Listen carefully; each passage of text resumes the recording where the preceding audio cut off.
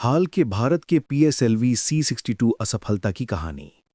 भारत का PSLV Indian Space Research Organisation ISRO की पहचान, इंजीनियरिंग की मिसाल और विश्व भर की अंतरिक्ष कंपनियों का भरोसा। एक दशकों पुराना वर्क हॉर्स रॉकेट, लेकिन जनवरी 2026 में इसने इतिहास रचा। एक ऐसा इतिहास जो भारत के अंतरिक्ष कार्यक्रम के लिए सिर उठाने जैसा नहीं बल्कि सोचने जैसा है। 1993 में अपना पहला मिशन शुरू करने वाला भारत का सबसे भरोसेमंद लॉन्च वाहन रहा है। 60+ सफल मिशन, चंद्रयान-1, मंगलयान, आदित्य L1 जैसी सफलता की कहानियां इसके नाम। लेकिन सफलता की पृष्ठभूमि में भी जोखिम हमेशा मौजूद रहा है। रॉकेट लॉन्चिंग इनहेरेंटली अनसर्टेन होता है। हर मिशन में तकनीकी जांचना, जोखिम प्रबंधन और इंजीनियरिंग का उच्चतम स्तर होना जरूरी है।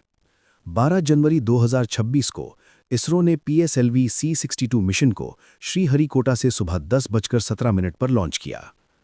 मुख्य उद्देश्य: पिन 1 EOS-N1 अन्वेषा, DRDO का अर्थ ऑब्जर्वेशन और सर्विलेंस सैटेलाइट।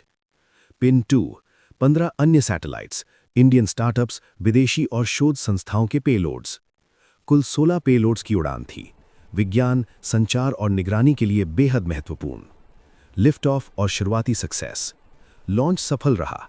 पहले 2 स्टेज योजना के मुताबिक चले। इंजीनियर्स और दर्शक मिशन कंट्रोल पर आंखें जमा कर देखते रहे। लेकिन लगभग तीसरे स्टेज PS3 के इग्निशन के बाद चीजें बदल गईं।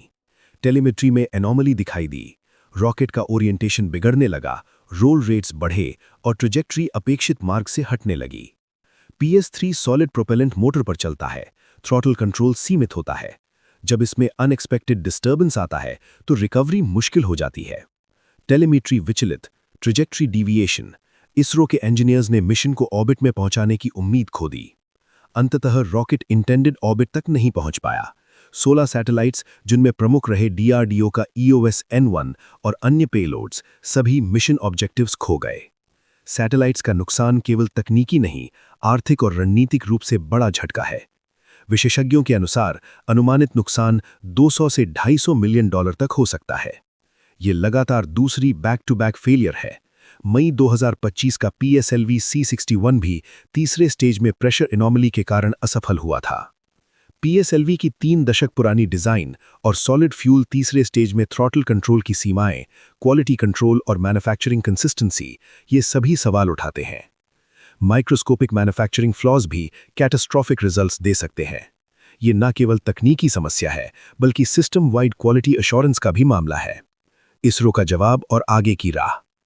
इसरो ने एक फेलियर एनालिसिस कमेटी गठित की है, जिसका उद्देश्य रूट कॉजेस को खोलकर सामने लाना है।